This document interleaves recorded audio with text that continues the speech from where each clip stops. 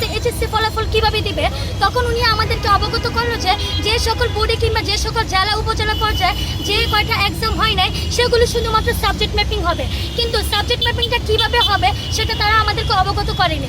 তখন আমি তাকে প্রশ্ন করলাম, সাবজেক্ট ম্যাপিংয়ের কথা যে আপনি বললেন, কোনো বোর্ডে তো 7টা পরীক্ষা হয় না, যেমন সিলেট বোর্ডে 7টা পরীক্ষা হয় নাই, বা মাদ্রাসা বোর্ডের কথা যদি বলে মাদ্রাসা বোর্ডে কোনো গ্রুপ সাবজেক্ট পরীক্ষা হয় নাই, বিভিন্ন জেলা উপজেলা পর্যায়ে পর্যায়ক্রমিকভাবে তারা পরীক্ষা স্থগিত করে দিয়েছে, তাহলে সেই ক্ষেত্রে আপনারা সাবজেক্ট ম্যাপিংটা কীভাবে করবেন?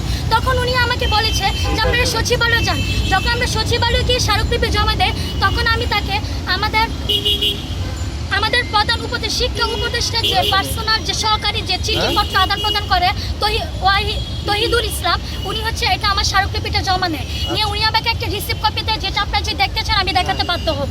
ওনাকে আমি তখন কাইন্ডলি জানিয়ে আসছি যে আমাদের এইচএসসি 24-এর রেজাল্ট বিষয়ে আপনারা একটু অবগত করে দেখবেন, আপনি একটু বিশ্লেষণ করে দেখবেন। তারপরে ওনাদেরকে আমি টাইম দিয়েছি, ওনারা আমাদের পক্ষ হয়ে আমাদের স্মারকলিপি নিয়ে কোনো প্রকার ওনারা আমাদের নির্দেশনা দেয় নাই, কোনো প্রকার আমাদের নোটিশ দেয় নাই। তারপরে আমরা আবার 1 সেপ্টেম্বর আমরা একই স্মারকলিপি নিয়ে আমরা আবার সচিবালয়ে যাই, সেখানে পুলিশ আমাদেরকে বিভিন্নভাবে ঘেরাও করে, আমরা কেন ভিডিও করলাম।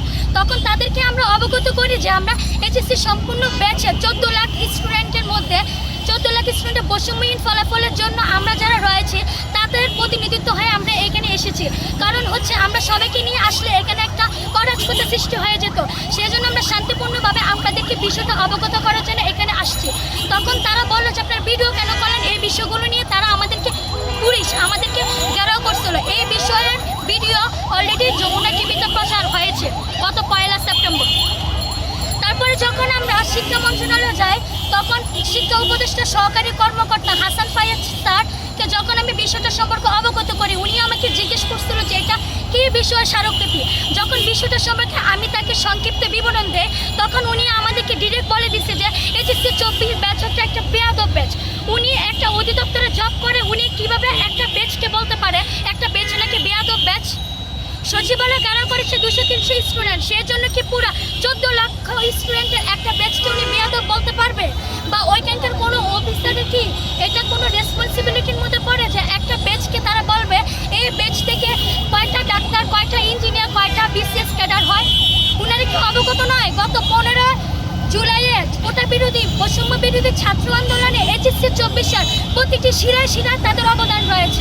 আমাদের ভাই বোনেরা কি রক্ত দেয় নাই? আমি একজন মেয়ে হয়ে 4 বার আমি কোটা বিরোধী আন্দোলনে অংশগ্রহণ করে 2 বার আমি মেয়েকে মার খেয়েছি, আমার দেশের জন্য আমি করি নাই। উনি কোন যুক্তিতে বললো এই দেশ থেকে কয়জন ডাক্তার ইঞ্জিনিয়ার হয়? আমরা কি আমাদের দেশের জন্য করি নাই?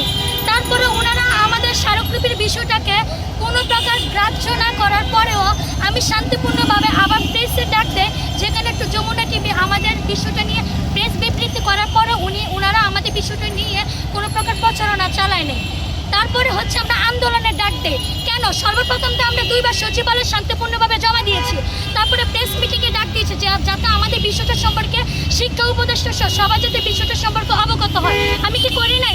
তারপরেও কেন তপন কুমার স্যার আমাদের বিষয়টাকে, আমাদের স্মারকলিপির বিষয়টাকে অগ্রাহ্য করে কেন তিনি অযৌক্তিক একটা ডিসিশন জানিয়েছে যে যে জায়গায় যে কয়টা এক্সাম হয় নাই সেগুলো এসএসসি থেকে ম্যাপিং হোক? কেন সব জায়গায় তো সমভাবে এক্সাম হয় নাই? উনি নিজে তো প্রত্যেকটা জায়গায় পরীক্ষা পর্যায়ক্রমিকভাবে স্থগিত করে দিয়েছে, উনি কি এ সম্পর্কে অবগত নয়? তাহলে অবগত হওয়ার পরেও কেন উনি স্মারকলিপি জমা দেওয়ার পরেও কেন উনি আমাদের বিষয়টাকে অগ্রাহ্য করে ওনার অযৌক্তিক ডিসিশন জানিয়েছে?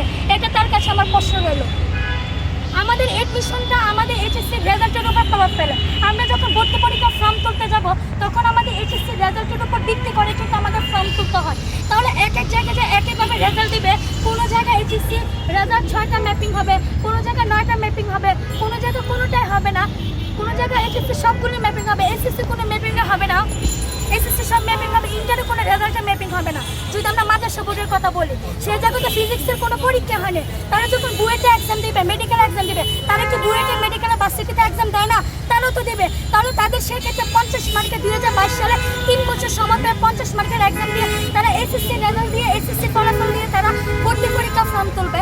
আর অন্যান্য জায়গায় যে 7টা পরীক্ষা হয়েছে সেগুলো দিয়ে ভর্তি পরীক্ষা ফর্ম তুলবে। সেই ক্ষেত্রে তপন কুমার স্যার নিজের বিভিন্ন ওয়েবসাইটে অবগত করেছেন আমাদের ফিজিক্স পরীক্ষার খাতা পুড়ে গিয়েছে যারা বিজ্ঞান বিভাগের অন্তর্ভুক্ত ছিলেন। এখন আপনাদের দাবি কি এবং চাওয়া হচ্ছে যেহেতু আমরা প্রথমে চেয়েছি যে সিলেট বোর্ড অনুযায়ী আমাদের হয়। যখন আমরা বিষয়টা বুঝছি যে আমাদের এই রেজাল্টে যখন আমাদের এডমিশন ফর্ম তুলতে হয়, সে জায়গায় মাদ্রাসা বোর্ডে কিন্তু আমাদের সাথে ফর্ম তোলে। তো যখন ভাবলাম যে মাদ্রাসা বোর্ডে স্টুডেন্টরা ফিজিক্স এক্সামে দেয় নাই, আইসিটি এক্সামে দেয় না, বিশেষ করে গ্রুপ সাবজেক্ট ফিজিক্স, সেই জায়গায় কীভাবে তারা বিষয়টা সাবজেক্ট ম্যাপিং করবে। সেই জন্য আমাদের দাবি একটাই, আমাদের যে জেনারেল 8টা বোর্ড রয়েছে এবং আমাদের কারিগরি বোর্ড এবং আমাদের মাদ্রাসা বোর্ড, সবাইকে প্রত্যেকটা বোর্ডকে সকল বিষয় সাবজেক্ট ম্যাপিং করে দেওয়া, তাহলে আমাদের বৈষম্যতা কাটবে।